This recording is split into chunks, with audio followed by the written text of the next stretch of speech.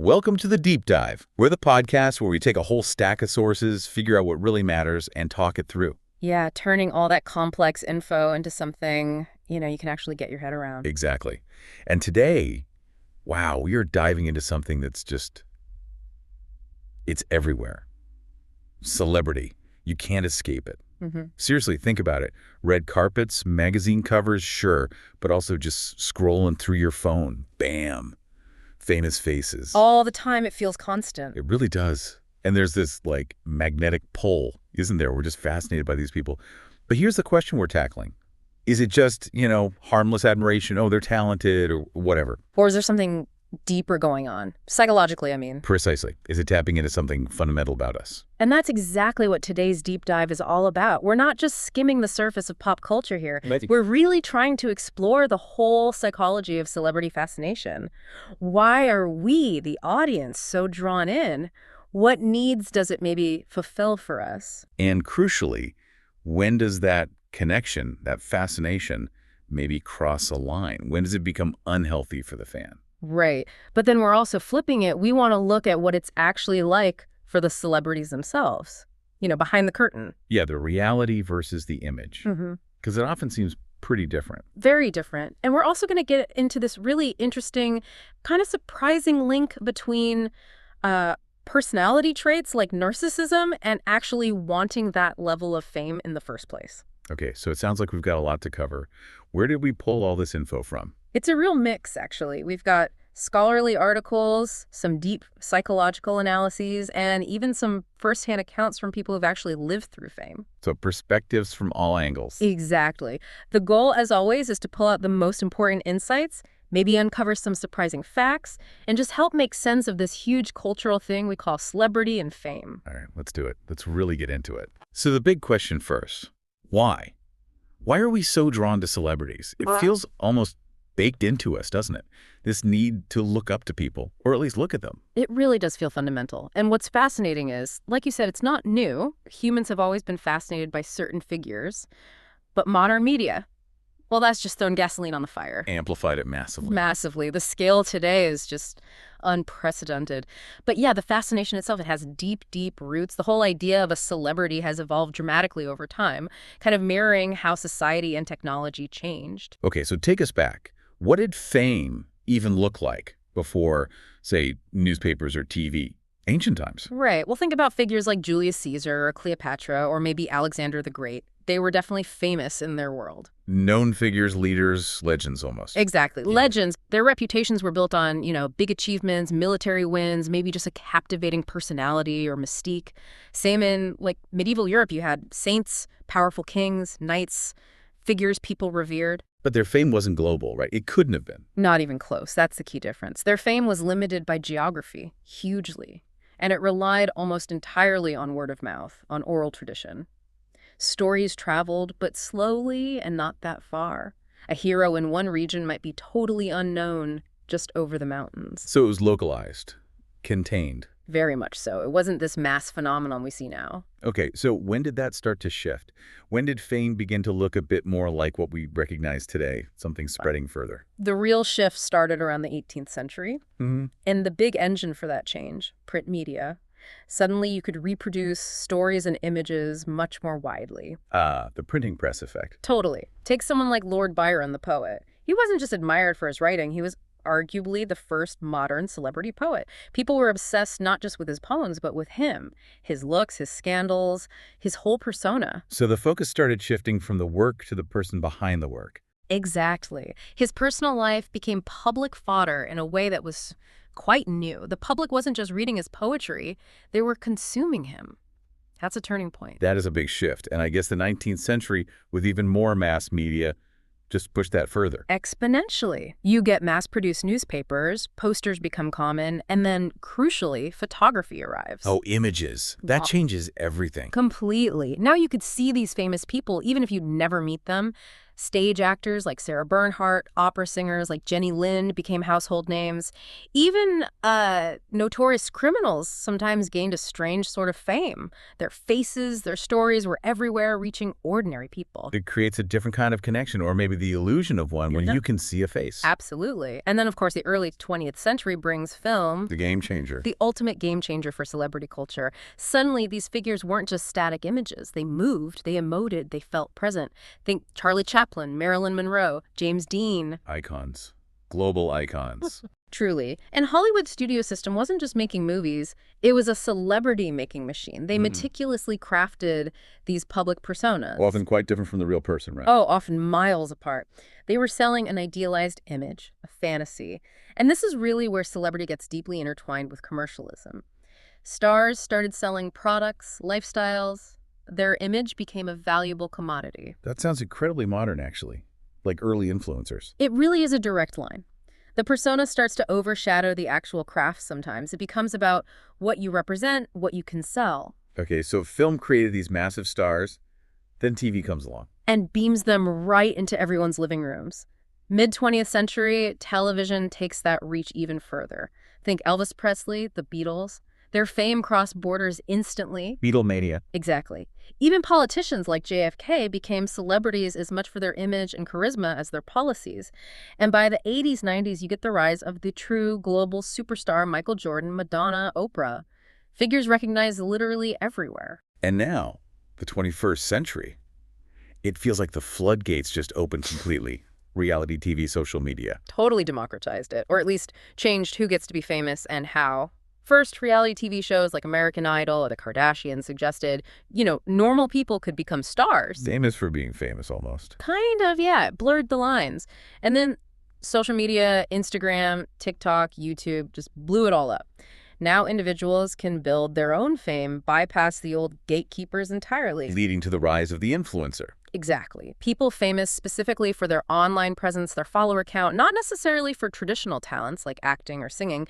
The persona, the curated image, has become central in a way it never was before. That's such a clear progression. From achievement to persona to just presence almost. It really maps onto the media evolution. Okay, so that's the how and when.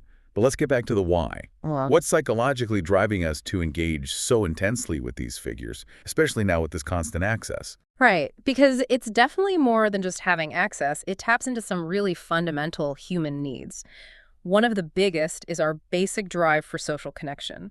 We're wired to connect. We're social animals. Exactly. And celebrities offer this really unique, kind of weird way to feel connected through what psychologists call parasocial relationships. Parasocial. Yeah. Okay, what does that mean? It means a one-sided relationship. You feel like you know the celebrity, you feel emotionally invested in them, maybe even feel like they're your friend. Like you get Taylor Swift, where you feel like you could hang out with Chris Pratt? Precisely. But it's entirely one-sided. They have no idea who you are. It's an illusion of intimacy, first really described back in the 50s by Horton and Wohl. But it feels real to the person experiencing it. Oh, absolutely. And here's the kicker.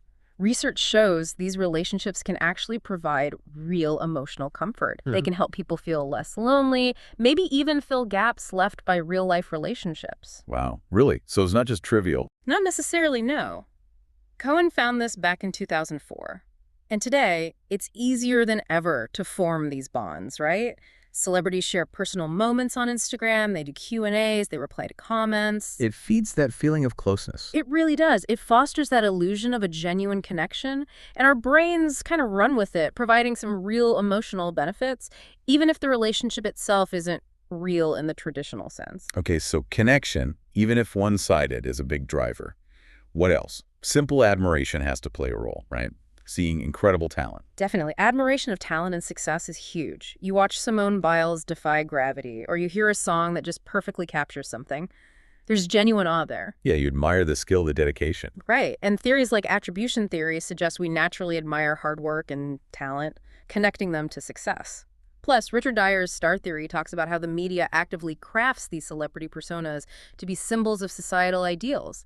They elevate achievements, making the person embody something we admire. So the media sculpts them into aspirational figures. And then there's the whole escapism angle. Ah, yeah, escaping the everyday grind. Totally. Following Kim Kardashian's crazy life or seeing where Chris Hemsworth is vacationing, it's a break from the mundane. It's fantasy. A little mental vacation. Exactly. The uses and gratifications theory in media studies basically says we seek out media to fulfill needs, and escapism is a big one. Research by Derek and others in 2008 even found that engaging with celebrity stuff can literally make people feel better, reducing negative emotions. Okay, that makes sense. It's What? entertaining, distracting. Does it also tie into how we see ourselves, our own identity? Critically, celebrities often act as sort of benchmarks for identity formation, for aspirations. We see traits we admire, maybe confidence, creativity, resilience, and we might model ourselves after them, consciously or not. Like social comparison. Precisely. Festinger's social comparison theory is key here. We figure out our own worth partly by comparing ourselves to others, and celebrities are very visible others. Research also shows, especially for young people, these parasocial bonds help shape their identities. Well, like a teen might idolize Billie Eilish for her nonconformity or Zendaya for her activism and kind of integrate those values into their own sense of self. So they're not just entertainment figures, they're role models, even if distant ones. They can be, yeah. And don't forget the social aspect, too. What do you mean, like talking about them? Yeah, exactly. Interacting with stars online, even just liking a post can fulfill some social needs. And just talking about trending celebs, Margot Robbie, Timothée Chalamet, whoever creates common ground with friends, builds community. Water cooler talk, but digital. Kind of, yeah. It aligns with social identity theory, shared interests, strengthen group bonds. Knowing about pop culture can even be a form of, like, social currency, what Bourdieu called cultural capital. It helps you fit in. Wow, okay. So there are a lot of layers here. Connection, admiration, escapism, identity, social bonding. It's complex. It really is. And sitting over all of this, amplifying it, is the media itself. Right. We talked about historical media, but today's media, its role is huge, isn't it? Right. Absolutely central. Media doesn't just report on celebrities, it makes them significant. Agenda-setting theory explains how media tells us who and what is important. By constantly putting them in front of us. Exactly. And they craft these narratives very carefully. They humanize celebs, make them seem relatable. Think Jennifer Lawrence being a quirky and down-to-earth. While also keeping that distance, that mystique. Precisely. It's that blend of seeming accessible but also aspirational. Think about like Beyoncé's carefully controlled image versus maybe a more candid TikTok star. Both are managed to keep us hooked. And the sheer volume of coverage, 247 news cycles, reality TV, just keeps them top of mind. So pulling this all together, for us, the audience, it sounds like interacting with celebrity culture isn't inherently bad. There can be real benefits, right? Absolutely. Healthy admiration, feeling inspired, finding community, enjoying some escapism. Those are all potentially positive things. It's definitely not all negative. There's always a but, isn't there? There is. Because while that healthy engagement exists, there's a point where it can definitely tip over. It can escalate into something much more problematic. And that's where this idea of celebrity worship syndrome comes in. Exactly. Celebrity worship syndrome, or CWS. It's a term researchers use to describe that more extreme end of the fandom spectrum. Is it like a formal diagnosis or more of a descriptive term? It's more of a psychological construct used in research, but it describes a pattern that some scholars, like Swaminathan in 2020, have called an obsessive addictive disorder. It's when someone becomes completely consumed by a celebrity's personal life. Totally obsessed. Yeah. And crucially, researchers are finding that this seems to be getting more common, or at least more visible, over the last couple of decades. And the link is social media, the constant access. That seems to be a major facilitator, yes. The sheer volume of information, the feeling of direct access, it can really fuel obsessive tendencies in people who might be vulnerable. So the very thing that helps create those maybe positive parasocial bonds can also push people towards something unhealthy. That's tricky. It's a definite double-edged sword. And to understand how this happens, how worship becomes pathological, there's a key model called the absorption addiction model. Okay, absorption addiction. Break that down for us. It was developed by McCutcheon and colleagues back in 2002. The basic idea is that some people might turn to celebrities to find validation or fill gaps in their lives, maybe low self-esteem, loneliness, difficulty with real relationships. So they absorb themselves into the celebrity's world. Exactly. That's the absorption part. They become deeply immersed, preoccupied, and for some, this can then develop into the addiction phase. Addiction-like. a behavioral addiction. Yes, precisely, where they develop compulsive behaviors focused on the celebrity, needing more and more connection to sustain that feeling, even if it becomes delusional or detached from reality. It's seen as a continuum, from harmless fun to absorption to potentially pathological addiction. It's a slippery slope for some people. Potentially, yes.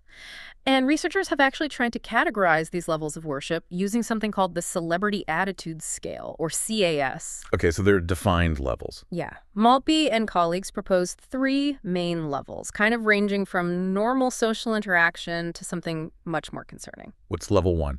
Level 1 is called entertainment social.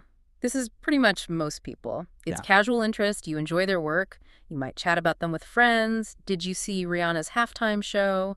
That kind of thing. Totally normal fan behavior. Discussing pop culture. Exactly. The scale measures this with items like, my friends and I like to discuss what my favorite celebrity has done. It's social. It's light. Okay, makes sense. What's level 2? Where does it get more intense? Level 2 is intense personal.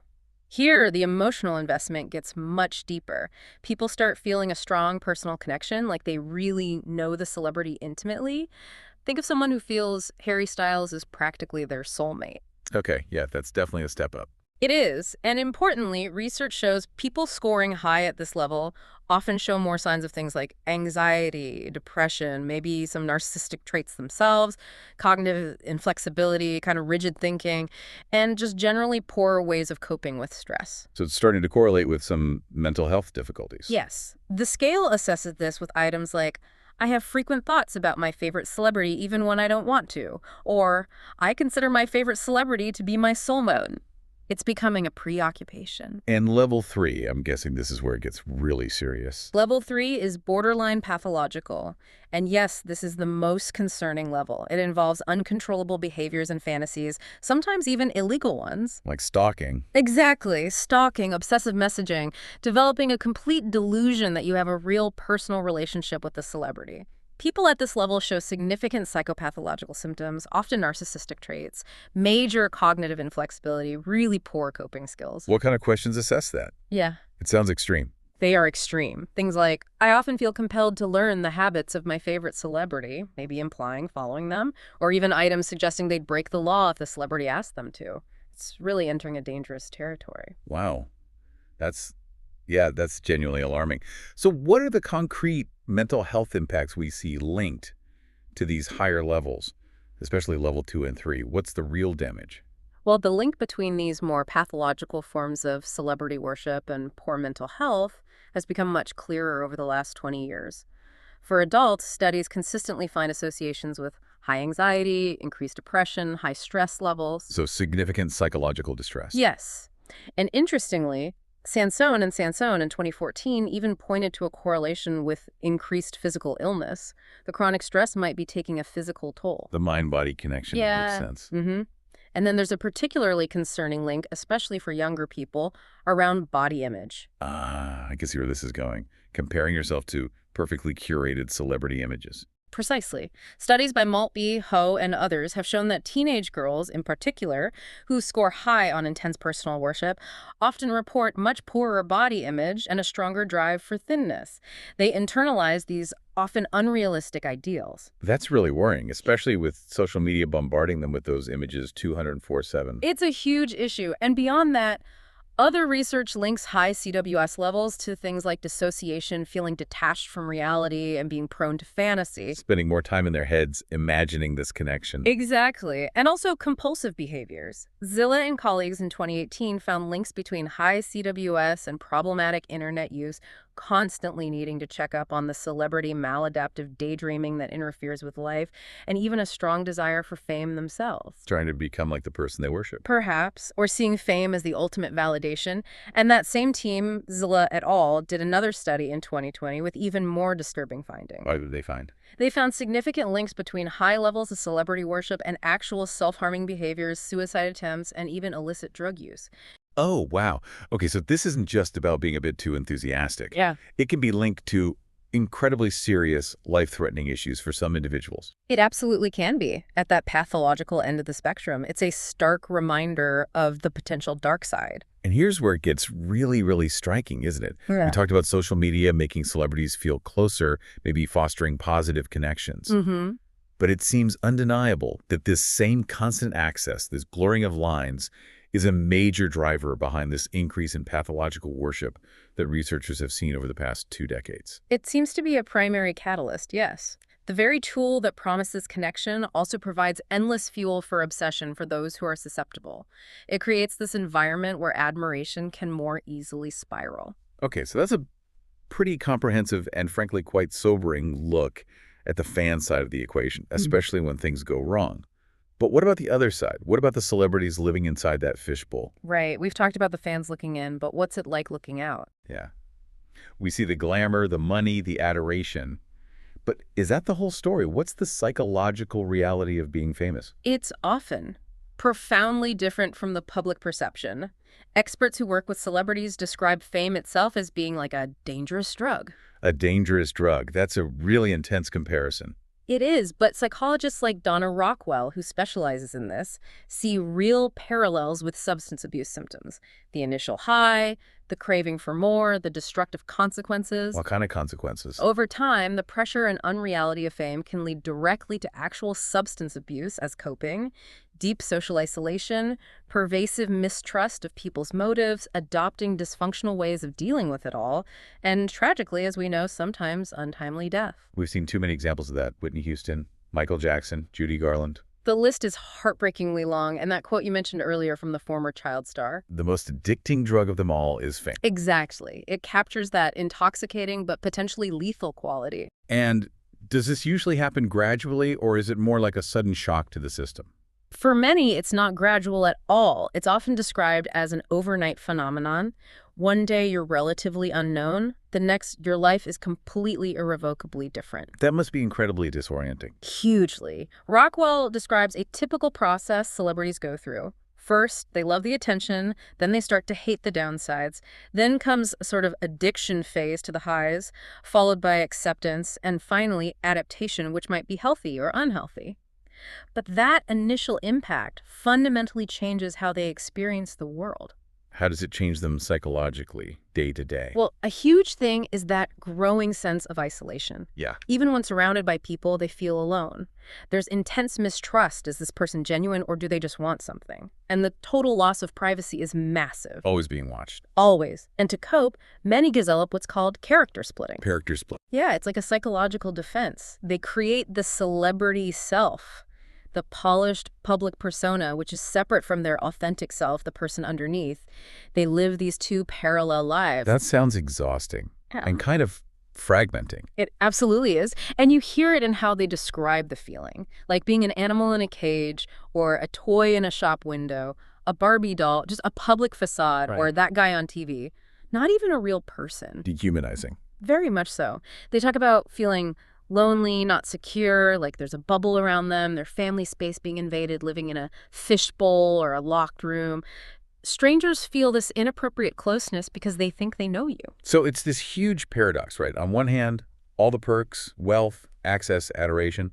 On the other, this deep isolation and loss of self. Exactly. That's the core paradox. And the allure, the money, the treatment, the feeling of being special, part of an exclusive club, that's what keeps them trapped. It keeps the fame machine churning, as Rockwell puts it, even when it's damaging them. It's hard to walk away from those rewards. But you said the machine can only churn for so long. Does that mean it's unsustainable? Is there a way to survive it healthily? It often feels unsustainable, yeah. But survival, finding health and perspective within fame, seems possible, though incredibly difficult. The key, according to experts like Rockwell, seems to be finding something bigger than oneself. Bigger than the fame, bigger than the ego. Exactly. It's about countering that natural tendency towards narcissism and self-absorption that fame breeds. It means actively dedicating your energy, your platform, your resources to making a real difference in the world, shifting the focus from self to service. Can you give examples? Sure. Think of Matt Damon's work with water charities, Bono's global activism against poverty and disease, or Goldie Hawn's foundation focusing on mindfulness in schools. So using their platform for something meaningful beyond just promoting themselves. Precisely. It's rooted in finding genuine meaning, values, authenticity, staying mindful. Grounding yourself in something real and impactful, not just the fleeting nature of applause, like that older celebrity warned fame is like a will-o'-the-wisp, you can't build a solid life on it alone. That's a really powerful insight. It paints fame not as the ultimate prize, but as this potentially destructive force that requires active, conscious effort to navigate without losing yourself. It really reframes it, doesn't it? It absolutely does. Yeah. Which leads me to wonder, given all these potential pitfalls, this psychological minefield, who actually wants this? Is there a certain kind of person who actively seeks out this level of intense fame? Now we're getting into that link with personality, and specifically the role of grandiose narcissism. It's not just about wanting attention. Research suggests it's a much more selective and strategic pursuit than you might think. Okay, grandiose narcissism. Let's unpack that. What does it actually mean? So, grandiose narcissism isn't just vanity, it's a specific personality trait. Think intense self-focus, egotism, a strong sense of entitlement, feeling superior to others, holding really positive views of yourself, often high self-esteem, being socially bold, and sometimes having less concern for others' feelings. They genuinely believe they're special. Yes, fundamentally. And they need others to recognize that specialness. So they actively look for chances to show off their agentic qualities, things like how attractive, smart, competent, or powerful they are. They want admiration. They enjoy feeling superior. So they're driven to seek status and validation. Very much so. And interestingly, their confidence and charisma can actually help them achieve status more quickly, at least initially. Research clearly shows that narcissism predicts a desire for recognition and status, and also the belief that achieving fame is actually realistic for them. They think they deserve it and can get it. Exactly. Which is why you find higher rates of narcissism in fields like entertainment, reality TV, even politics and business leadership roles. A study by Rubenstein in 2016 literally found reality TV candidates were way more narcissistic than people not trying out. There's a self-selection happening. Okay, so narcissists are drawn to fame, but you said it's selective. What does that mean? They don't want just any kind of fame. Precisely. This is where it gets nuanced. They don't see all fame as equally good. Their desire depends heavily on the level of status and how attainable it seems. There's a fascinating study, let's call it Study 1, that looked right at this. Okay, how did Study 1 explore this? They had participants, both narcissistic and not, rate different fake Instagram profiles. These profiles were designed to represent different fame outcomes. What were the different outcomes? There was a goal success profile, think super successful influencer, millions of followers, clearly high status. Then a goal failure profile, someone clearly trying hard to be famous but failing, low follower count despite lots of posts. And finally, a no-goal profile, just a regular user, not seeking fame, average followers. Okay, so high success, failed attempt, and no attempt. How did the narcissist react? Did they just want the successful one? They were most motivated to be the goal success profile, the super famous one. No surprise there, it feeds the ego. But here's the really interesting part. They actually wanted to be the goal failure profile less than they wanted to be the successful one, less than they wanted to be the no-goal ordinary user profile. Wait, really? Trying and failing was worse in their eyes than not trying at all. Exactly. It's like for a narcissist, moderate success or visible failure is a bigger blow to their grandiose self-image than just being average. It suggests inadequacy. So go big or go home. They only want to emulate the absolute top tier. Non-narcissists, meanwhile, just generally wanted fame less across the board. Wow. That's incredibly revealing. It's not just fame they want. It's undeniable top-level fame.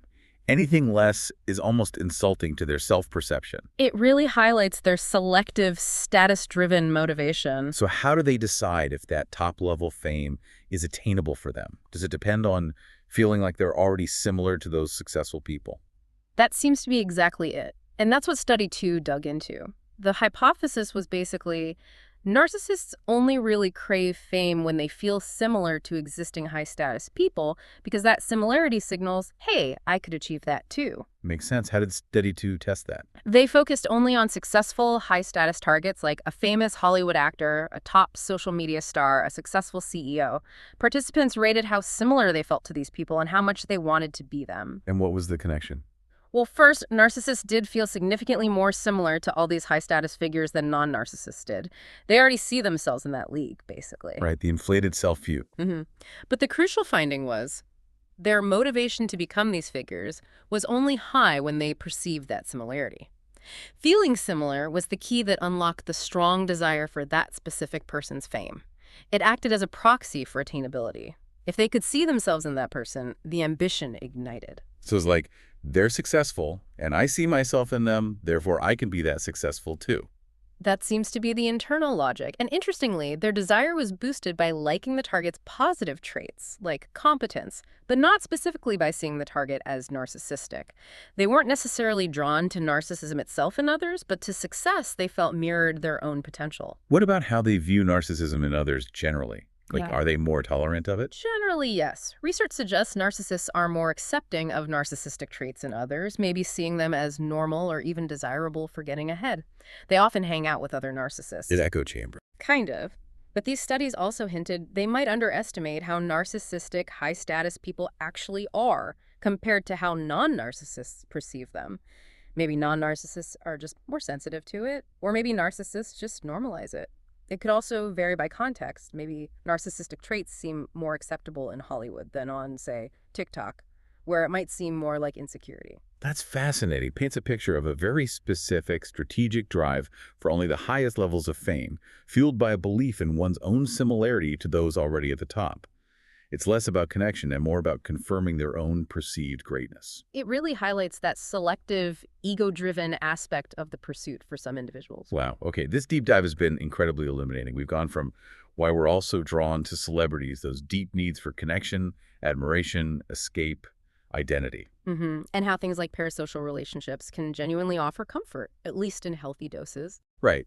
But then we hit the dark side, celebrity worship syndrome, where admiration turns obsessive, fueled by constant media access. We saw the levels, from casual interest to genuinely pathological behavior. And the serious links to poor mental health for fans, anxiety, depression, body image issues, even self-harm. The impact of social media over the last 20 years really seems crucial there. Absolutely. Then we flipped it, looking at the celebrities themselves. Fame as that dangerous drug leading to isolation, mistrust, that exhausting character splitting. Yeah, the immense pressure hidden behind the glamour. And how finding purpose beyond fame seems key to surviving it with your well-being intact. And finally, we explored who actually seeks this intense fame, uncovering that selective drive of grandiose narcissism needing that top-tier status, fueled by perceived similarity to the already successful.